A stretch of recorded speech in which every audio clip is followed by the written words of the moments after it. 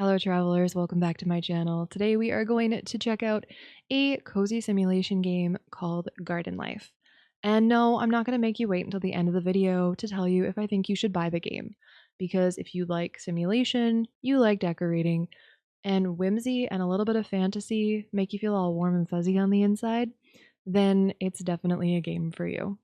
I'm going to explain what I love and what I'd like to see change in Garden Life, so you can decide if it's a right fit for you. Now, I have a bad habit of exploring everywhere in games, even if I'm not supposed to be there yet, and touching everything I see way before I'm told to in tutorials. Most games stop me from exploring, or punish me because the devs didn't think through us overexcitable gamers.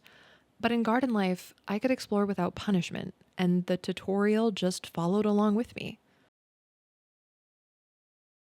The game opens with a beautifully fully narrated story about an active and loving community member of the town that sadly passed away. But everyone is so excited to see their garden come to life again. Like a lot of farming sims, which isn't exactly what I'd call this, but that's the best reference I've got for what you can do in the game. You start by needing to pick up weeds and various other leftover debris, including the poor flowers that sadly didn't survive from being neglected for so long. The mechanics of the game are smooth, forgiving, and the UI is extremely well thought out and labeled clearly.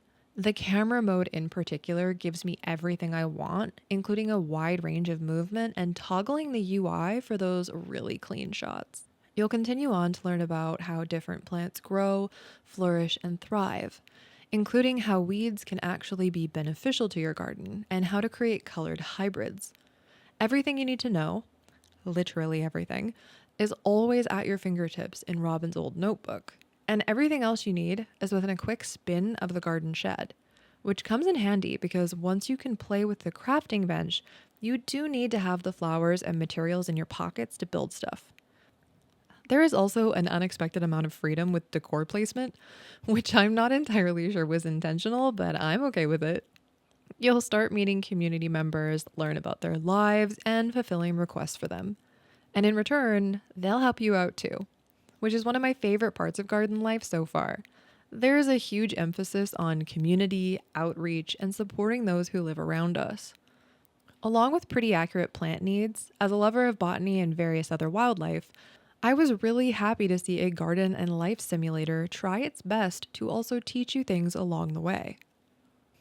Outside the fully narrated voice lines and everything else I've mentioned, the game is gorgeous. If you're a maximalist like me, the game will have you absolutely enamored with it. From the crafted decor, future greenhouse, to the town square, there are details beyond details, and they're not just visual. If you stand close enough to doors of homes, you'll hear the chatter of people just living their daily lives.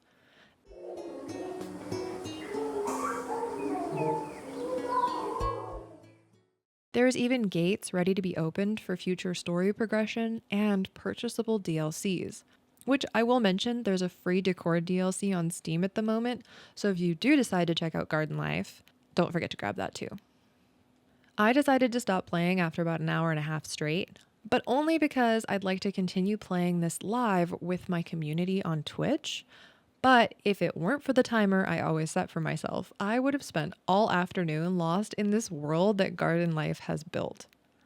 Now, I do want to take a second to talk about the accessibility in Garden Life, because overall, I think it's pretty good, but there were some things that I think could be adjusted. I'd love to see a hold to trim option rather than needing to click my mouse or controller button every time I use the shears. My fingers would become tired from repetitive clicking, especially harvesting larger plants like rose bushes.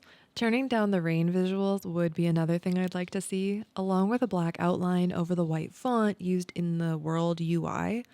But these are all simple things that with feedback I feel would probably be implemented really fast, since they seem to have an emphasis on wanting to be accessible. Also, keep in mind I'm a relatively able-bodied person, so my take on accessibility may differ from yours. The game also has a lot of hints here or there that indicate the world might have a little bit more magic to it than you initially think. There's also something else in the game that immediately tells you there's a supernatural element, but I want to leave that a surprise in case you decide that you want to give it a try. And if you're not sold yet, there's a toad living in the plant shop, and you can pet the cat. Every cat. Last but not least, it seems that your goal is not just to grow flowers, is to have wildlife appear in your garden, work towards frogs, and who knows what else as you play forward in the game. In Garden Life, the main goal is, of course, to get through the storyline. But the beautiful thing about Garden Life is that you can go back and play time and time again, as they have a creativity option. You can reload a new save file, have everything available to you from the get go, and let your imagination go wild. Or maybe play through the story again and see if there's other options or different ways that you'd like to build your garden now that you know what you're doing. I hope you get a chance to play Garden Life, or at least maybe throw it on your wish list. Also, feel free to come by my Twitch stream because I'll be playing Garden Life today, Friday the 23rd, at 5 p.m. Pacific. Thank you so much for watching the video. And as always, feel free to like the video if you feel like it and maybe subscribe to the channel. But most importantly, have a very magical day.